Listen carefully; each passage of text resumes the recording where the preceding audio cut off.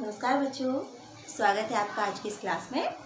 आज हम पढ़ेंगे, हमारा टॉपिक है सजाती श्रेणी या होमोलोगस सीरीज।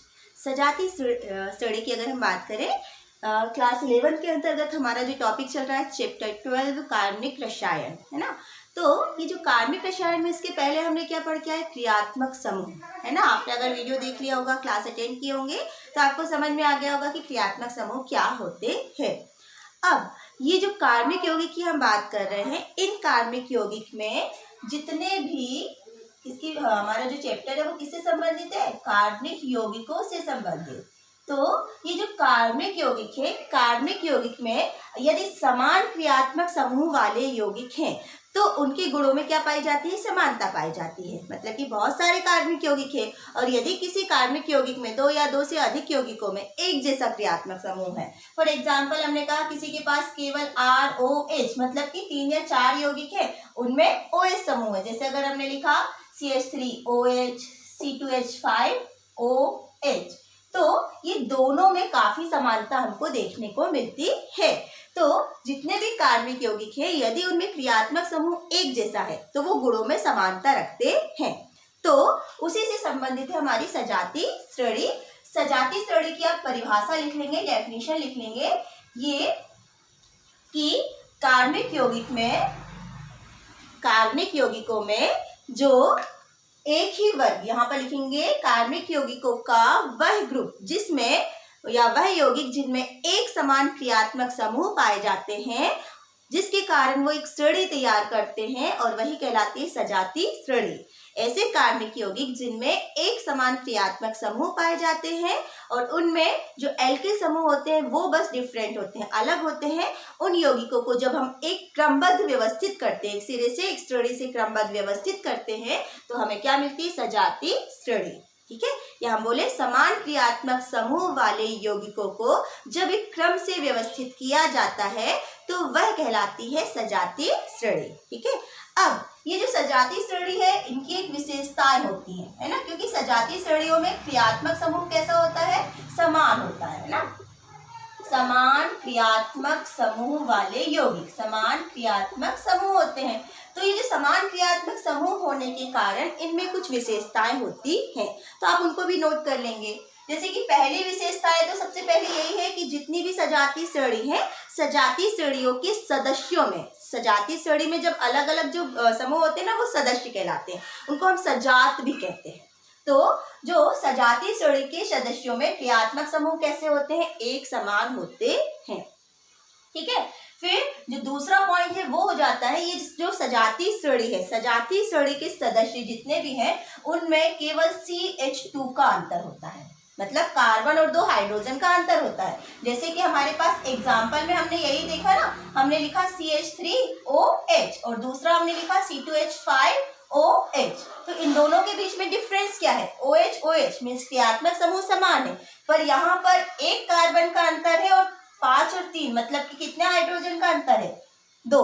तो अंतर किसका होता है, CH2 का अंतर होता है। अगर एक क्रम से व्यवस्थित करते हैं तो उनमें CH2 का अंतर होता है।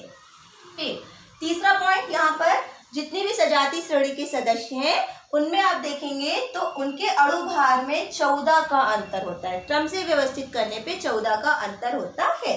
क्यों अंतर होता है, तो देखो ये जो CH2 का अंतर है ना, इसमें कार्बन है 12 और हाइड्रोजन है +2, तो इनका जो टोटल भार है वो कितना हो जाता है, 14 हो जाता है। तो इनके भार में कितने का अंतर होगा, अणु भार में 14 का अंतर आपको देखने को मिलेगा जब इनको हम क्रम से व्यवस्थित करते हैं। ऐसा नहीं कि हमने मेथिल अल्कोहल लिख दिया और फिर हमने लास्ट में लिख दिया ऑक्टेनॉल या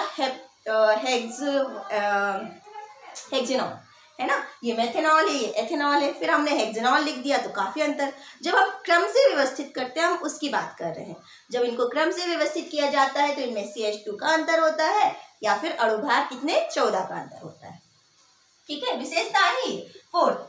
फिर यहाँ पर हर एक जो सजाती श्रेणी है, क्योंकि उनमें क्रियात्मक समूह कैसे होते हैं, समान होते हैं, जिसके कारण इनके जो रासायनिक गुण होते हैं वो एक समान होते हैं। इनके रासायनिक गुण कैसे होंगे, एक समान होंगे। ठीक है, लेकिन वही नेक्स्ट पॉइंट आप लिख सकते हो, भौतिक गुणों में भौतिक गुणों में क्रमिक परिवर्तन होता है। क्रमिक परिवर्तन होने का कारण क्या होगा? क्रमिक परिवर्तन हमको देखने को मिलता है। क्यों देखने को मिलेगा? क्योंकि ये जो अंतर है भौतिक गुण की, अगर हम बात करें तो क्या, उसका अणु भार, उसका गलनांक, उसका क्वथनांक, उसकी विलेयता, ये सारी चीजें जो होती हैं वो केवल ये अणु भार पर निर्भर करती है। अणु भार मतलब उसका भार ज्यादा हो जाएगा, भार ज्यादा हो जाएगा तो उसका क्वथनांक है, गलनांक है, चेंज होंगे ना। तो इनमें रासायनिक गुण समान होते हैं पर भौतिक गुणों में इनमें क्रमिक परिवर्तन हमें देखने को मिलता है। तो विशेषताओं में ये भी नोट कर सकते हैं। नेक्स्ट, ये जितने भी क्रियात्मक समूह क्योंकि समान होता है तो सजातीय सदस्यों को, इनके जो सदस्य हैं इनको एक समान विधि द्वारा बनाया जा सकता है। मतलब जब इनको हम बनाते हैं ना तो किसी एक रासायनिक अभिक्रिया के द्वारा सभी यौगिकों को हम बना सकते हैं। तो एक समान रासायनिक अभिक्रिया या एक समान विधि से इन्हें हम बना सकते हैं।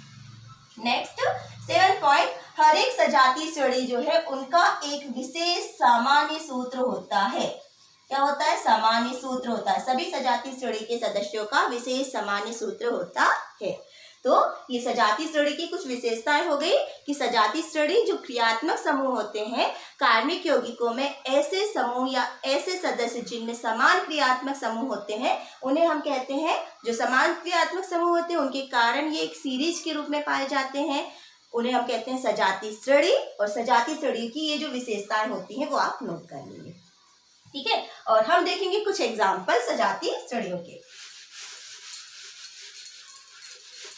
तीसरे पॉइंट में आप लिख सकते हैं उदाहरण करके हम कुछ सजातीय श्रेणी के एग्जाम्पल देखते हैं।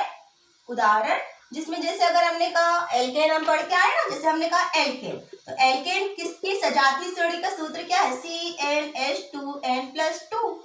हमको बहुत सारे एल्केन की सीरीज मिल जाएंगी। अगर हमने कहा एल्कोहल, तो एल्कोहल के लिए जो सजातीय श्रेणी है वो क्या है? CnH2n+1 और यहाँ पर हो जाएगा OH, ठीक है।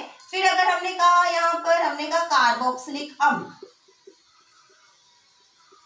कार्बोक्सिलिक अम्ल है, मतलब यहाँ पर क्या होगा? CnH2n+1 और यहाँ पे हो जाएगा COOH। तो हर एक सजातीय श्रेणी का एक सामान्य सूत्र होता है जिसमें हम n का मान रख दें ना तो हमको अलग अलग जो है इनके सदस्य मिल जाते हैं। फिर अगर हम बात करें halo alkane, halo alkane important है, ये भी काफी रिएक्शन में इसको ये हमें देखने को मिलता है। हेलो एल्केन क्या हो जाएगा? CnH2n+1 और यहाँ पे X जुड़ा होता है ना, X हेलोजन है। हेलोजन क्या क्या हो सकते हैं यहाँ पर? X जो है जो क्लोरीन है, ब्रोमीन है, आयोडीन है, ये हो सकते हैं। तो ये कुछ सजातीय श्रेणी के सामान्य सूत्र है। इनमें केवल हमको ये वाला जो भाग है ना, ये सीरीज है वो बदलते रहती है और बाकी हमको मिल जाते हैं सजातीय श्रेणी, है ना। जैसे कि हम पढ़ के आए मेथेन, एथेन, प्रोपेन, ब्यूटेन, ये सब एक सजातीय श्रेणी है ना। फिर अगर हम अल्कोहल की बात करें तो हमने लिखा methyl alcohol, ethyl alcohol, propyl alcohol, butyl alcohol, तो ये एक सीरीज तैयार करते हैं। तो कई बार आपसे पूछा जाता है कि अल्कोहल की सजातीय श्रेणी के 3 सदस्यों के नाम लिखिए, तो 3 सदस्य मतलब methyl alcohol, ethyl alcohol, propyl alcohol. इसी तरीके से किसी का भी पूछा जाता है तो आपको लाइन से उनके सदस्यों के नाम लिखना है, वही उसकी क्या हो जाती है? सजातीय श्रेणी। मीन्स सजात एक दूसरे के समान होते हैं, क्रियात्मक समूह में समान होते हैं, केवल जो हाइड्रोकार्बन युक्त भाग होता है उसमें क्रमिक परिवर्तन होता है, ठीक है। तो ये इंपॉर्टेंट टॉपिक है क्योंकि इससे हम आगे क्या पढ़ेंगे, सूत्रों का फॉर्मेशन तो इसी से होने वाला है। तो सजातीय श्रेणी आपको पता होनी चाहिए, ठीक है। तो आप वीडियो को देखें अच्छे से और समझ के कॉपी में नोट करें, फिर हम नेक्स्ट क्लास में इसी के आगे पढ़ेंगे।